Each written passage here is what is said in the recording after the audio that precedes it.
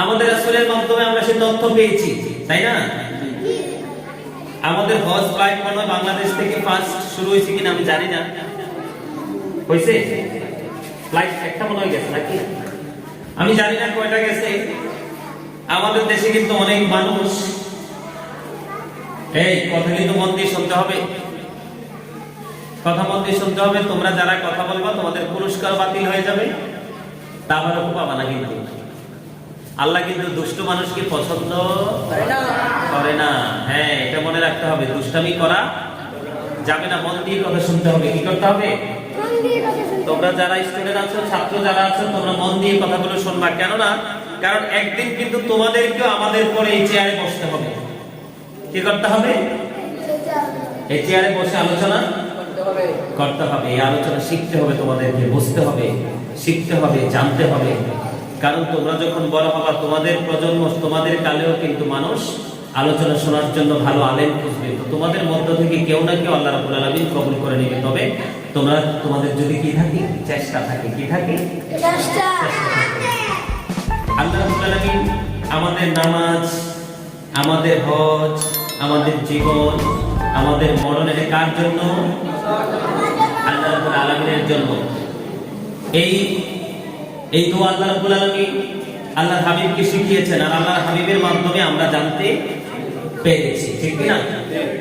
আমি বেশিক্ষণ কথা বলবো না, অল্প কিছুক্ষণ সময় আলোচনা করবো, কারণ আমাদেরকে নামাজ পড়তে হবে। সে বিষয়টা হলো, আমাদের দেশে কিন্তু অনেক ধনী মানুষ আছে, হজ করতে যায় না।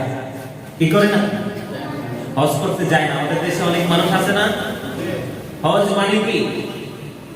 ইচ্ছে করা, সংকল্প করা। কি করা? আল কসদ ওয়াল ইরাদা, ইচ্ছে করা এবং সংকল্প করা, টু মেক ডিসিশন। আজ-জিয়ারা, টু মিট, সাক্ষাৎ করা। কি করা? আর জোরে। হজ কিন্তু ঢালাও ভাবে সবার উপর আল্লাহ রাব্বুল আলামিন ফরজ করেনি। ঢালাও ভাবে, এটা একটা আর্থিক ইবাদত। কি? এটা একটা আর্থিক ইবাদত। আল্লাহ রাব্বুল আলামিন, ইমাম আযম আবু হানিফা রাহমাতুল্লাহ আলাইহি তিনি বলেছেন যে যারা নিসাব পরিমাণ সম্পত্তির মালিক, তার মানে ধনী মানুষ। কি মানুষ? কি মানুষ?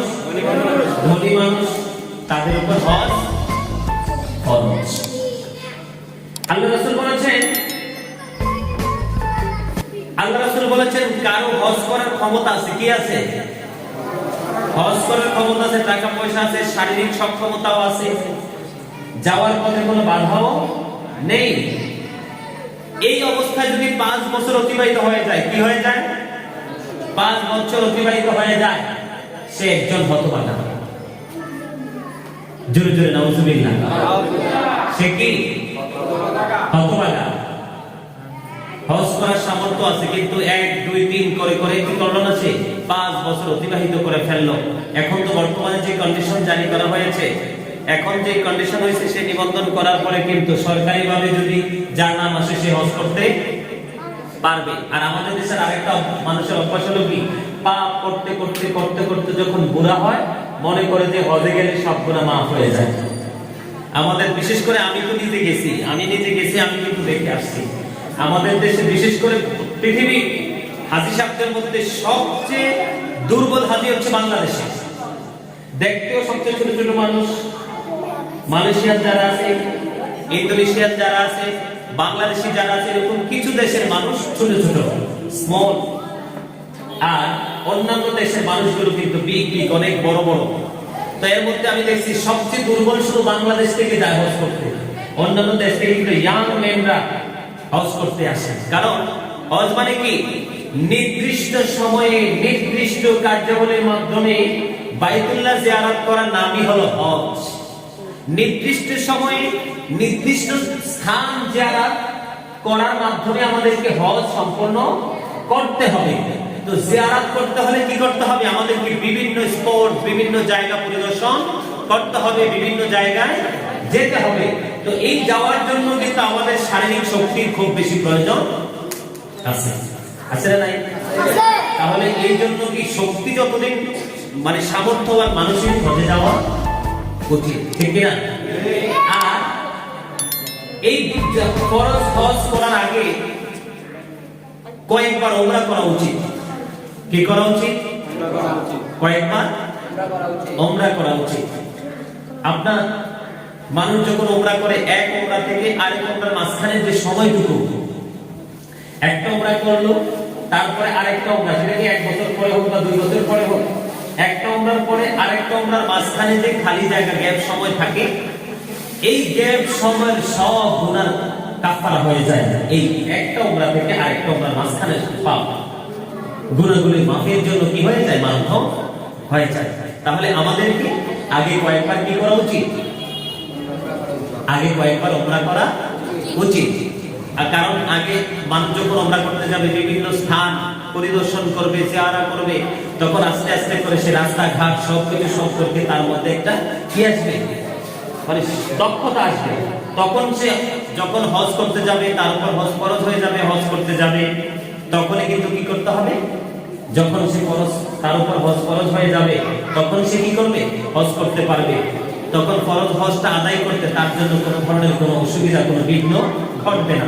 এই জন্য আমাদের কি করা উচিত? হজ করা উচিত। আমি আমাদের দেশ, বিশেষ করে আমাদের দেশে এবং আমাদের মুসলমান যারা বাংলা ভাষাভাষী আছে বিভিন্ন দেশে যারা অবস্থান করতেছেন, আমি আজকের এই মিডিয়ার মাধ্যমে আমি সবাইকে বলবো, যাদের হজ করার সামর্থ্য আছে সবাই হজ করে নেবেন। কারণ আল্লাহ রাসূল বলেছেন, হজ করার সামর্থ্য থাকার পরেও যে ব্যক্তি হজ করলো না, কি করলো না, সে ইহুদি হয়ে মারা যাক আর নাসারা হয়ে মারা যাক, তাতে কিছু যায় আসে না। জোরে জোরে নাউজুবিল্লাহ, নাউজুবিল্লাহ, আর জোরে নাউজুবিল্লাহ, নাউজুবিল্লাহ। আল্লাহ রাব্বুল আলামিন কি পাওয়ার, আল্লাহর প্রিয় হওয়ার অন্যতম একটা মাধ্যম হলো হজ। এই Hajj is an important way to be intimate with Allah. আল্লাহ রাব্বুল আলামিনের প্রিয় হওয়ার জন্য, আল্লাহ রাব্বুল আলামিনের প্রিয় বান্দা হওয়ার জন্য খুবই গুরুত্বপূর্ণ একটা ইবাদত হলো কি?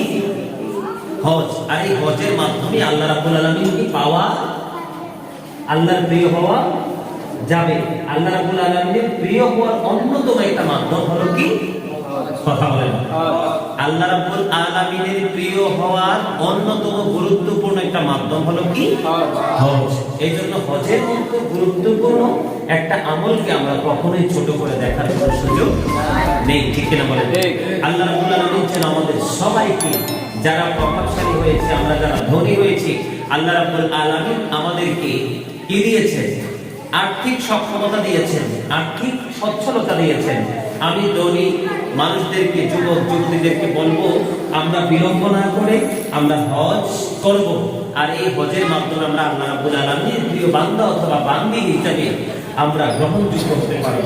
এখানে একটা প্রশ্ন থাকে, সেই প্রশ্নটা হলো যে হজটা কি বিলম্ব করে করা যাবে কিনা, এই মানে দেরি করে যাবে কিনা? ষষ্ঠ এবং বা নবম হিজরিতে হজের অর্ডার এসেছে, কি হয়েছে? কিন্তু আল্লাহর হাবিব হজ করেছেন দশম হিজরিতে। কত হিজরিতে? দশম হিজরিতে। তাই এখান থেকে বোঝা যায় হজ কি করা যাবে? বিলম্ব করেও করা যাবে, কিন্তু ওই বিলম্ব আমরা করব না যেই বিলম্ব করতে গেলে আমাদেরকে পরপারে পা দিতে হয়।